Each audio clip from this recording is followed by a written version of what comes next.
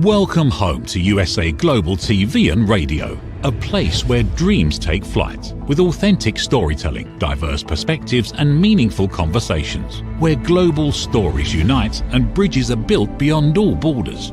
Discover world-class education, entertainment, hope and inspiration. Together, we're building bridges worldwide. Subscribe to our channel, USA Global TV. Download our app, USA Global TV. Be our guest or join our team. Visit usaglobaltv.com. Thanks to our founder and executive producer, Dr. Jacqueline Kerbeck. Music score by Yeffy Tang from Cloud Road Music. Voiceover artist Mike Porter. Creative direction by Paul Garcia. USA Global TV and Radio. Your home for global connection. All rights reserved. This video and its contents are the exclusive property of USA Global TV and Radio. Unauthorized use, duplication or redistribution in any form is strictly prohibited.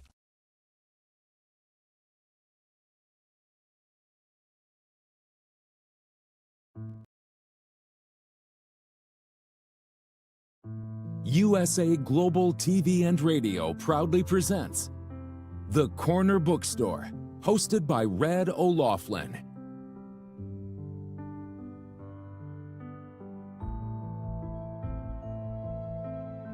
Step into a world where every story inspires. These pages come to life through the voices of authors from around the globe.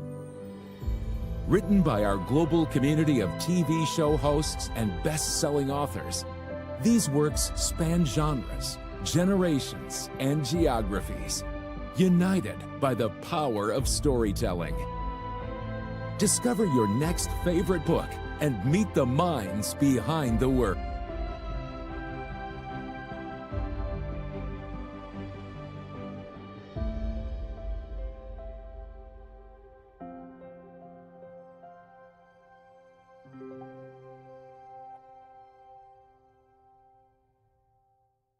Thursdays, only on USA Global TV and Radio.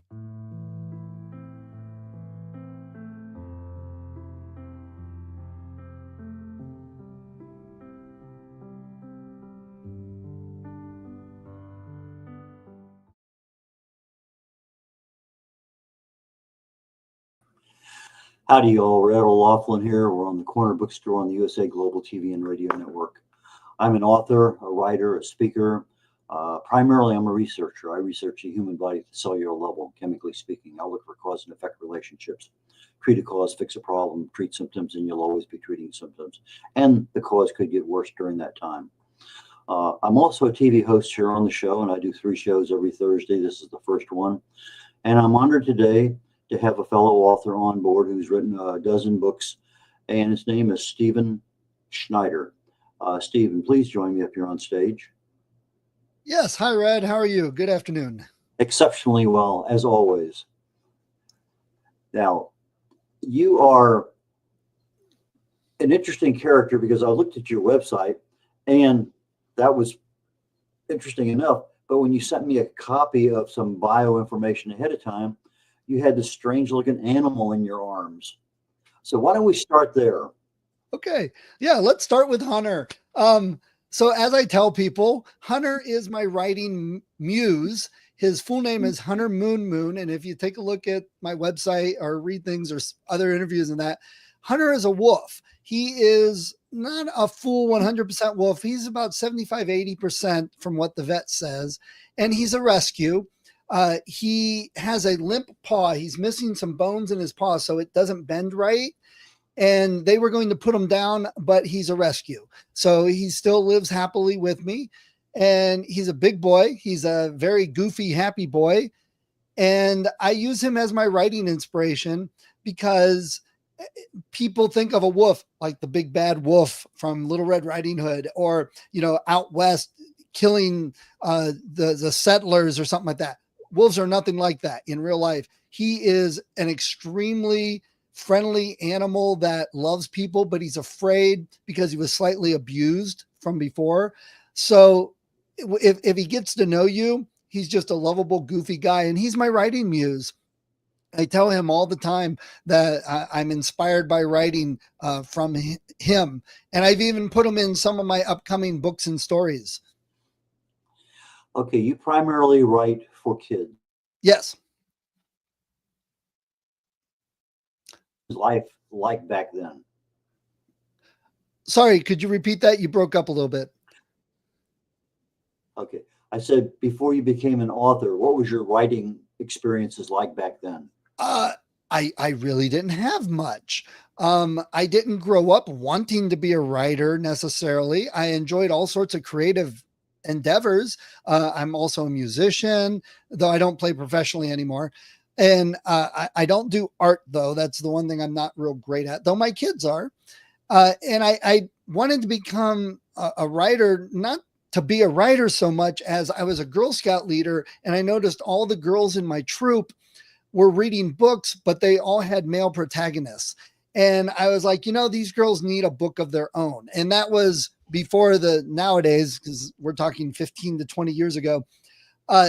Now there's plenty of books with girl protagonists, girl heroes in them, which I think is great.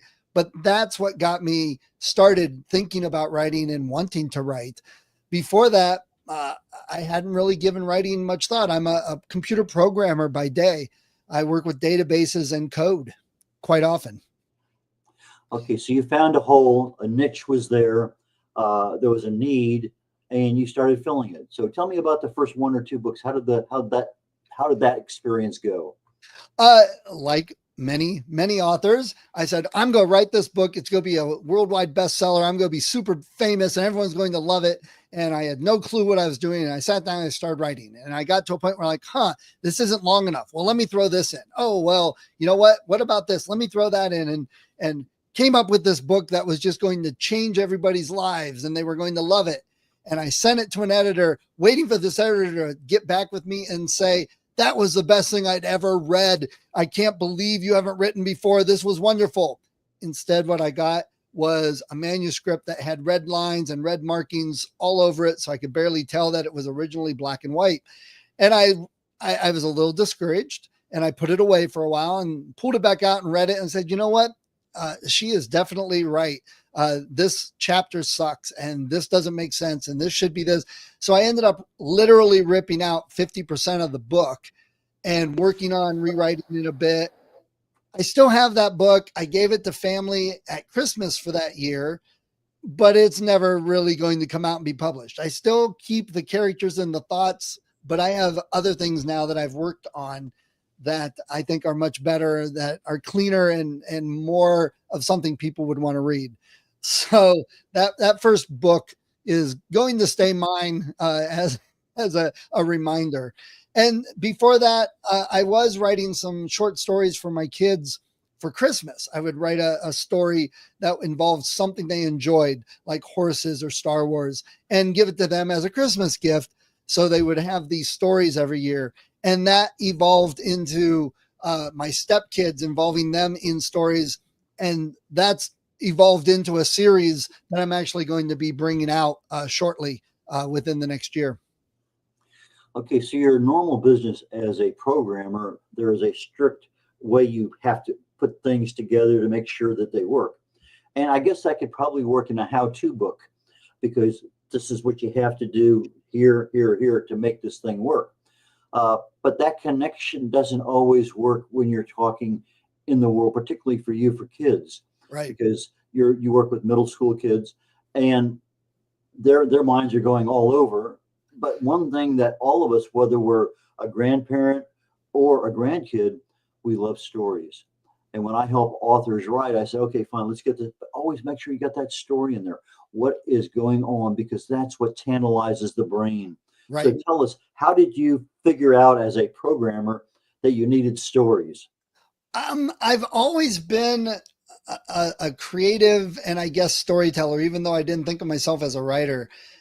Imagination, I think, is the difference. And I have a big imagination. And I still, when my kids were little, we would go out and hunt Yetis, and we would have forts that we'd be defending against werewolves. And we used our imagination. We'd pull out Star Wars figures and also My Little Pony and throw them all together and make up stories. So I've always had that creative bent. I've played D&D most of my life, video games, things like that. And it just all started clicking as I started writing. In fact, I do a workshop at schools instead of just an author visit where I show up and talk about my book and myself, because no kid in 3rd, 4th, 5th grade cares about the old guy that wants to talk about himself, that wants to talk about his book. They don't care. So instead I go in and treat it more like a workshop where I tell them, look, they wanted me to come in and look at and tell you all about my book, but I don't have time for that because my editor really wants a story tomorrow. I need your help. Can you guys help me come up with a good story? And that sparks their imagination. And we start talking about ideas. What's an idea for a story? And they throw things at me. And a lot of times they're throwing a scene and they'll say, well, you can have them fight this. I'm like, okay, that sounds like an idea for part of a story. Would it go in the beginning, middle, or end? That sounds like it'd be in the middle, because the ending, we have to do this. So where do we start? And I, without throwing it at them as information and knowledge and, all of that, they start to piece together and learn the beginning, middle, end of a story and how their ideas would fit into that structure. And then once we come up with all these ideas in a story and we throw out some ideas, not because they're bad, but they just fit, we come up with new ones to make things work. I will go back and write the full story. And then I have a book. I donate it to the library of that school, put it up on the website, and I'll donate any proceeds of that back to the library. It's not usually a lot, but the kids really enjoy those stories and those ideas. And I heard back from some of them later. It's like, oh, I came up with this other story all on my own. And they get real excited about that. So that's how I work with that with them. And then also now I've been doing some things with video game storytelling and workshops with kids. Okay, so for most people, walk up there and say, okay, this is what I am, this is what I do, this is what I have. And that establishes their credibility for a more of a mature audience, because they want to know, well, why are you here, and what specialties do you have? But Right. you walk in and you get the involvement, and then the process of the involvement, because of, beginning, and you're establishing your credibility as a designer of a book or a story for a book. And you get the buy-in from everybody because they're trying to figure out how can they get their idea into your book. And I think that's just a fantastic idea. If we get our programming manager in here for a moment to bring up your website, I'd like to highlight a couple of your books and we'll talk about them and continue on down. So let's see if we can make that happen. Perfect.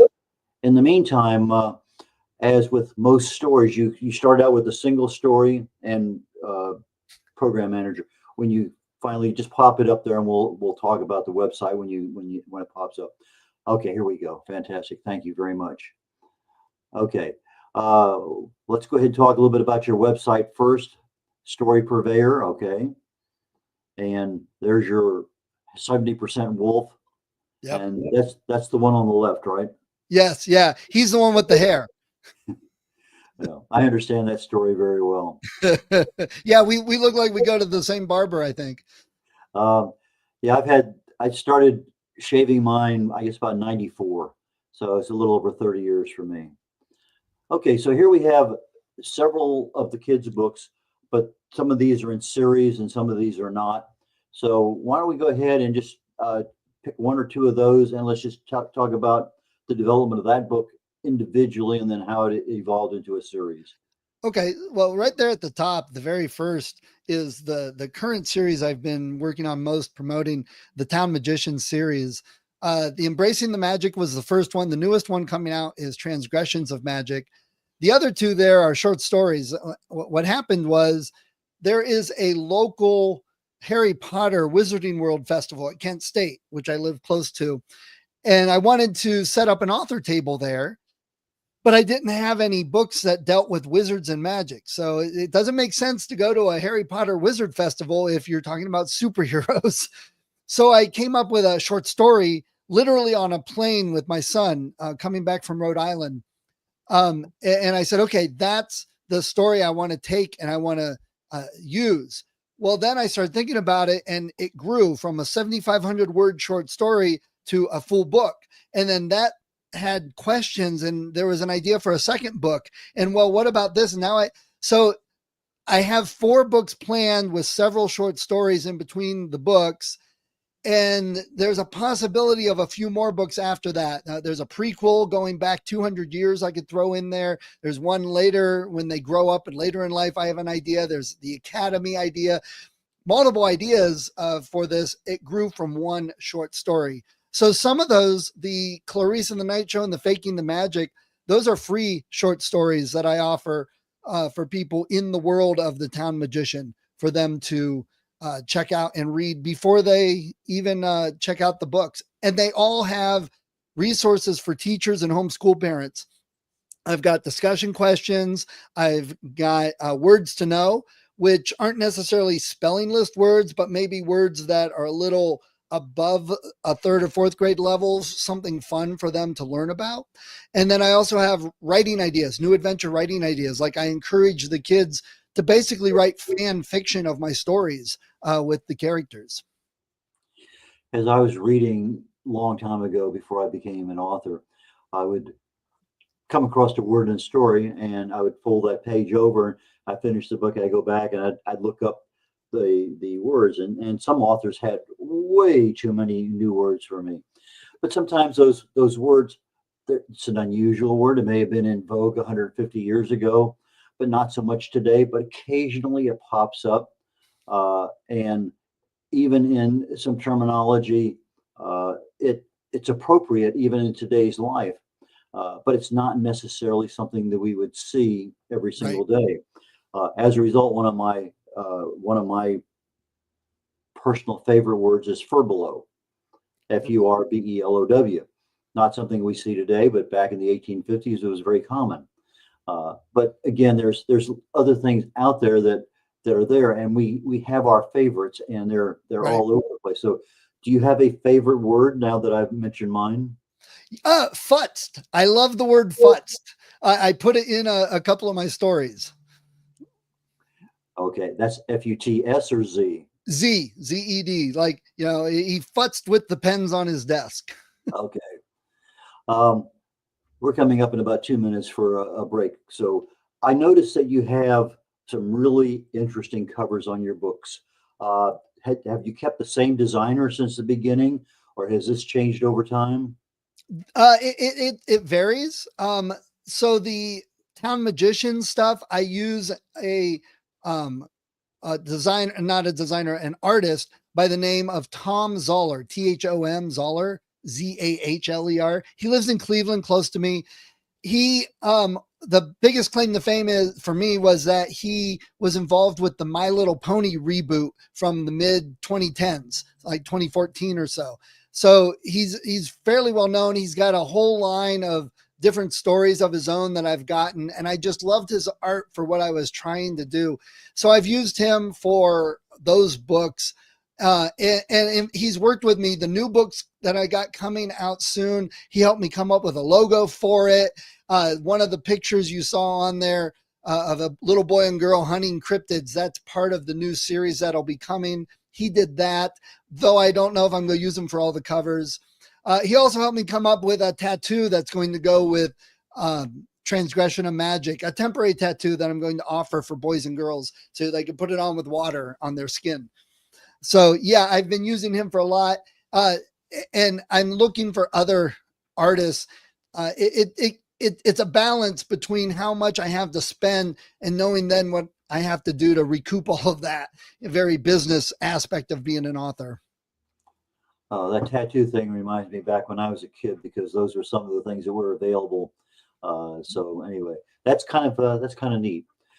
So I think right now we're in between topics. So I want to come back and we can talk a little bit about editing and marketing, okay, and those kinds of things. So let's go ahead and it's about a minute and a half, depending, station break, and we will come back and continue our conversation. So, all right, sounds good. Ever dreamed of hosting your own TV show, sharing your story with a global audience? Now's your chance to shine. At USA Global TV and Radio, we make it easy for you to create, host, and broadcast your very own TV show. Whether you're a storyteller, entrepreneur, or industry expert, we help you bring your vision to life.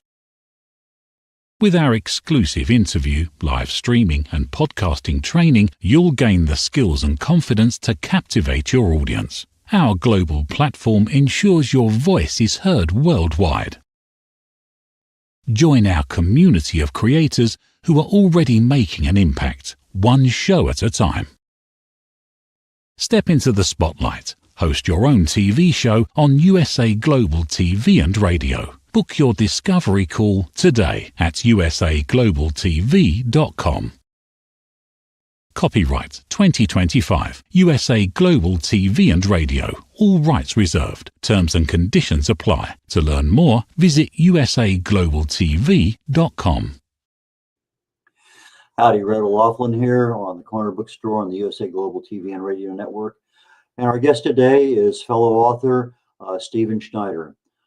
Stephen, we learned a little bit about you on the front end. You've been writing now for almost 20 years as an author, producing your covers and stuff. So that first book had some editing issues, and it may or may not ever see the day of life. But it doesn't matter because there's so many other things that have come out since then. But one of the things that when we start writing and we learn because of editors and other things, you have to create a character, you have to create a location, you have to create an event, you have to create the timeline, and whether you're in this galaxy or 200 years ago, it doesn't matter. All those things have to be created. So how did you develop that skill? That's a really good question. It's much better than where do you get your ideas from? Because those come all over the place. I'm really not 100% sure. Sometimes the idea of the story starts with the story and the characters fit into that. Sometimes you get the idea of the character or the character fleshes itself out as you start thinking of it and writing. That's very much the case with Town Magician. I just had a boy that I wanted to be a little downtrodden, a little bit of the outsider, that then had that coming of age arc and became super powerful. That was kind of the Town Magician idea for the first story. But then Samuel started to get his own character, like happens. And I developed his family with the situation with his father, which is addressed in book 2, Transgressions of Magic. And I developed another character, Rory, who was the fake Town Magician in book 1. Well, what happens to him now in book 2? I had to change that. So the characters, as I tell people, sometimes it's like, I'm not thinking of this. I'm not creating characters. What I'm doing is peeling back like a veil and looking into another world. And I see those characters and I'm just writing down what I see through that veil in that world. That's what it really feels like, especially in the Town Magician series. The two characters of the Grand Wizard and his familiar, the cat. So the Grand Wizard, I made a little bit like Fizban from Dragonlance and a little bit like Merlin from The Sword in the Stone, Disney version. So he's kind of a bit like that, those two. And I was like, what's a great name for a wizard? And trying to think of all these great names. And then it just popped into my head, Toby. That's his name. His name is Toby. I didn't have to think about it. It's just what his name was. And who has ever heard of a grand wizard named Toby in a fantasy story? It just fit very well for me. And then the cat, his name is Cat with a capital C. And as our grand wizard says, people are like, well, why do you call him Cat? He's like, because that's his name. That's what else would I call him? So these characters very much become alive. And that's the best thing. An example, I think, on my training for this was the TV show Stargate SG-1. I loved that show. I loved Richard Dean Anderson and MacGyver back in the day. So I wanted to watch this show. And those characters were done very well throughout the series. Got to know them very well to the point where there was an episode where they were on an asteroid hurtling towards Earth.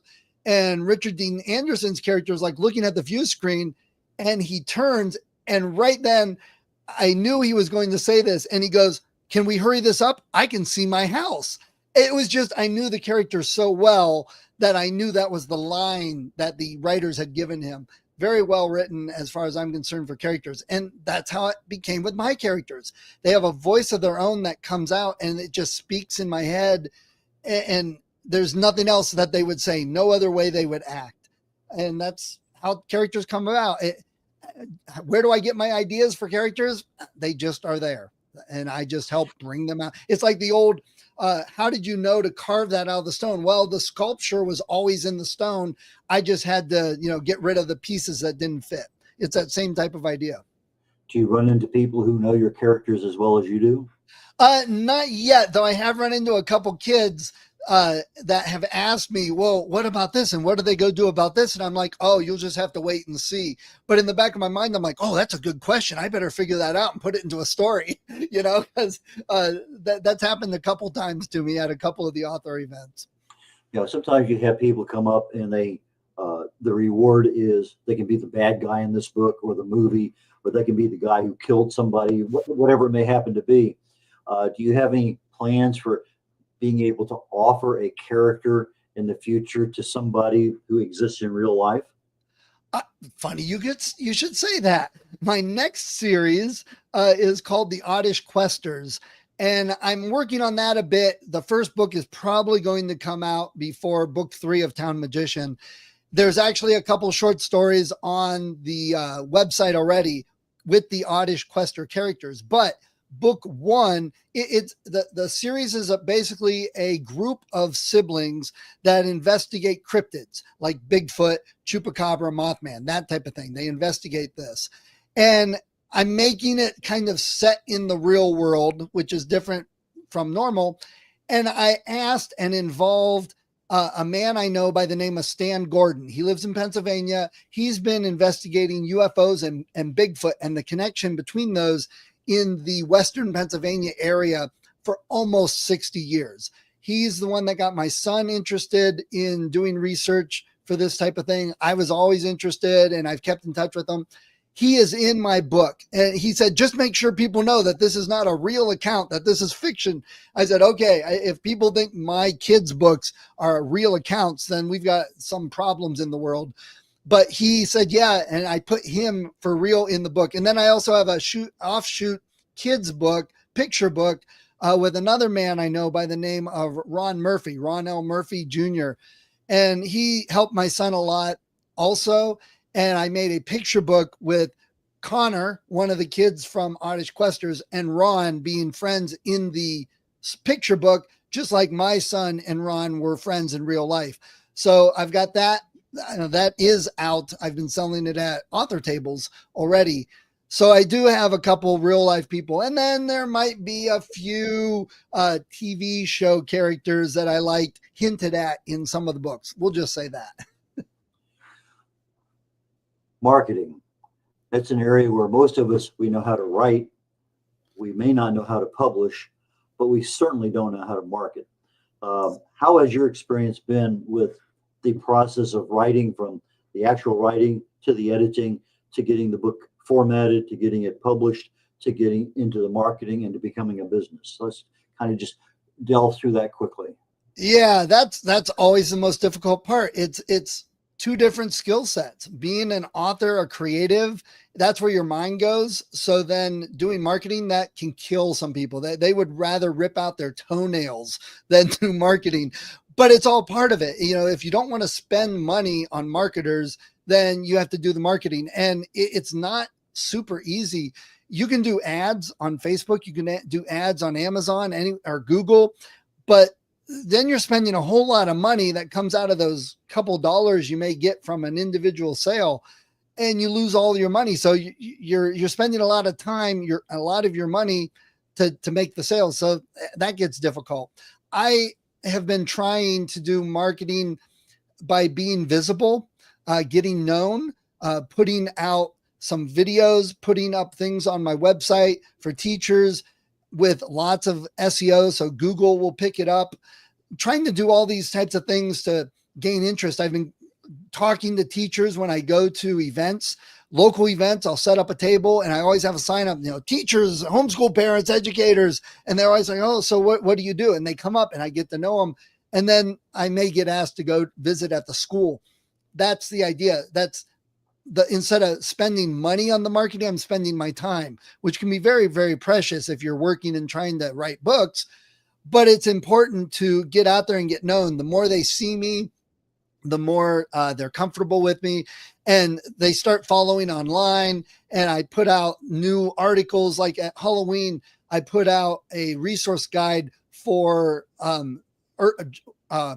Washington Irving, the Headless Horseman, words to know, just like I would on mine, discussion questions. So homeschool parents and teachers can grab that resource guide and use that short story at Halloween time when it fits. I also may do the same with like the Halloween tree, though I'm trying to stay with public domain stuff. Right now I'm working on Peter and Wendy, which was the original title for Peter Pan by J.M. Barrie. And I'm also working on a game to go with that. And I'm working on a game for my Oddish Quester book. So all these things, it's more than just being an author. It's the business, and the writing is part of that. So all these things I'm hoping I'll tie together and draw people in. I've got quite a few followers, not millions, but quite a few followers on Facebook and on my mailing list. And I keep adding to that. And that's the important part, because they come back. Okay, I was getting ready to go into the social media aspect of that. Where can people find you? You know, we're going to talk about that here in a few minutes as we're ending up the show with your website and other things. But Facebook is where most people find you? Yes, though I try and push everything towards my website. So I'll put an article on the website, and it gets put on Facebook also with links back to the website. My videos link back to the website, because I don't trust most of the social media. They could get rid of your account. You may get trolls and stuff on there, but my website I control. I can put the articles and everything I want up there, keep the resources. That's the main place I would say for people to go to, because that's where everything is. And then it gets parceled out into the social media. I've been trying to get more into the social media aspect since I write for middle grade. It's difficult. I write stories that, 10-year-olds are going to read, but I'm marketing and selling to their parents. So their parents aren't reading my books usually, unless it's reading to the kids. It's a weird thing that all of us middle grade authors exist in. We're not marketing to the people that actually read our books. So you got to have some of that social aspect, focusing on the parents and the teachers like I do. Your website has a section, favorite books, etc. And I looked at that and I said, okay, it's not often that you find somebody not advertising, but marketing another author's books and ideas and articles and things. How'd you come up with that idea? It's just the truth. I mean, if you talk to an author that doesn't have any favorite authors or favorite books and doesn't read, they're probably not an author you care to read. They're in it to try and make money, and they're inauthentic. It just doesn't work out that way. It's kind of like saying, I'm a professional ball player, but I don't watch baseball. Well, that doesn't even really make sense to most of us. So I have favorite authors I've grown up with. I have favorite authors I've discovered. I have favorite authors I've met at events and talked to and gotten to know and enjoyed their stories. If I enjoyed a story, the people that read my books may enjoy them also. It just makes sense to me. And I'm really not hurting myself by saying this other author exists and you may enjoy their books. It's probably helping me, because if somebody is doing a Google search for that author, I might be one of the websites that pop up, and they might go to the page where I talk about a book, and they may say, well, let me see what else this guy does. So that's a form of marketing as far as I'm concerned. Too often people are too concerned about, competition, and I don't want to let people know that Stephen King exists. Really? If they don't know Stephen King exists, they're definitely not going to know you exist. We use Mickey Mickelson a lot here with his creative edge to get our guests in our programs and things. I noticed that he is your publicist. How did that happen? Sorry, repeat that. How did Mickey become your publicist? I used to do a podcast called Discovered Wordsmiths, where I talked to new authors that only had one or two books, were not big names, weren't on the USA bestseller, because I listened to a lot of podcasts and I kept hearing the same authors being interviewed over and over and over. So I know some of those authors because they're on there a million times on things, but new authors never get that chance. So I had this podcast that I would only interview new authors, and Mickey contacted me at one time saying, hey, I saw your podcast. I've got this author. Would you be interested? And we worked up a relationship, and I was doing several authors of his a month.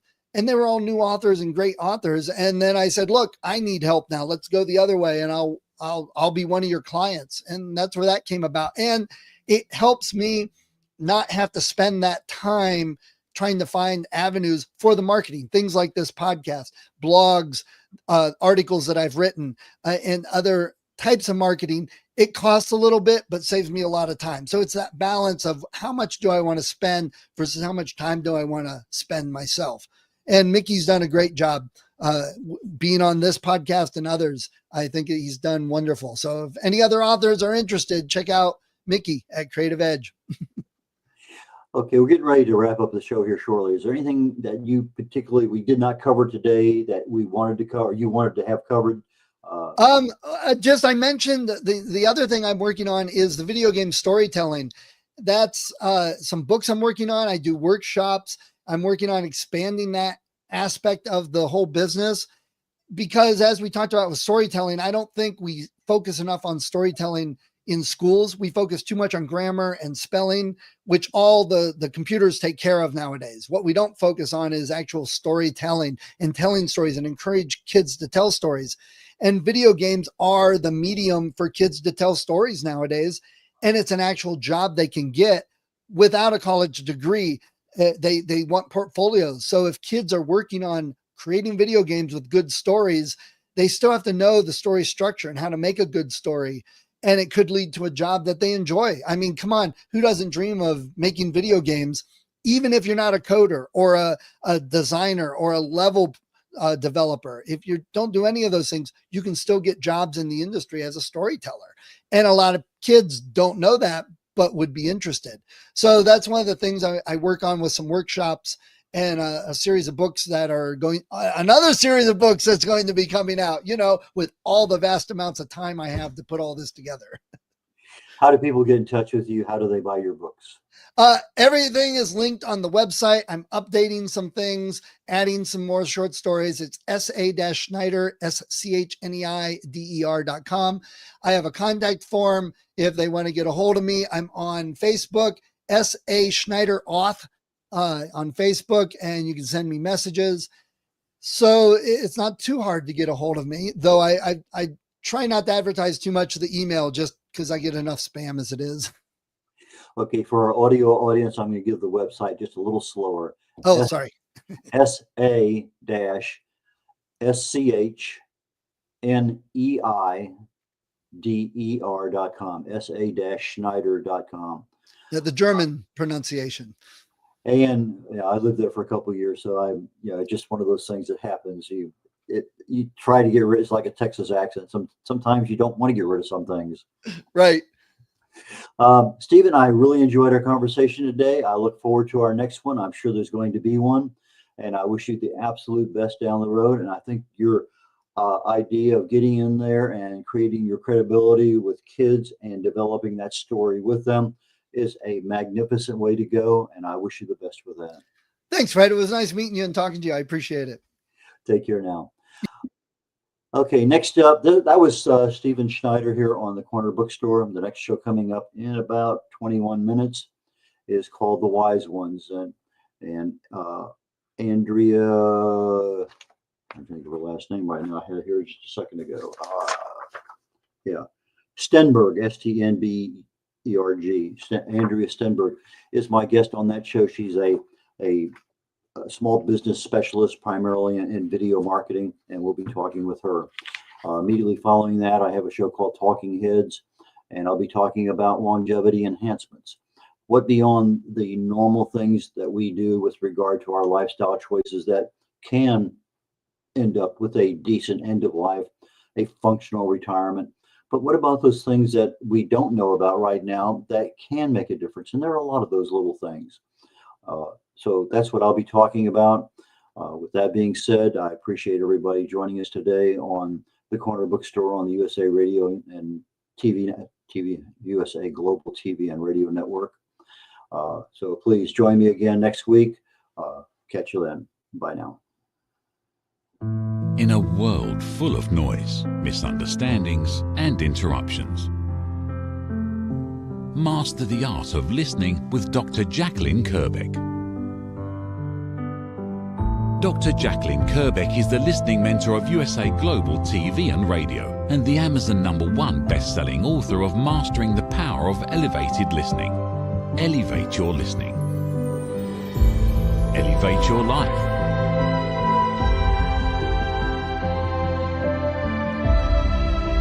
Join a global learning experience in person or via Zoom. Reserve your spot today. usaglobaltv.com/book-your-session or drjacqueline.thinkific.com. Join Dr. Kerbeck's listening courses or hire her to unlock deeper connections and authentic conversations.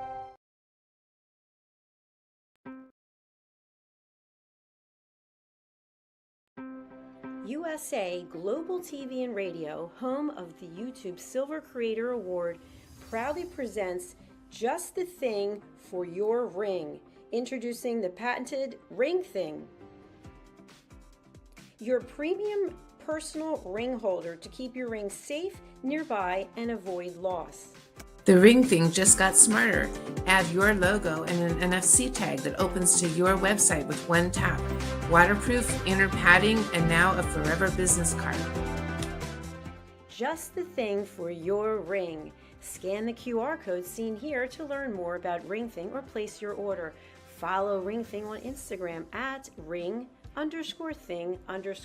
or go to our website ringthing.com.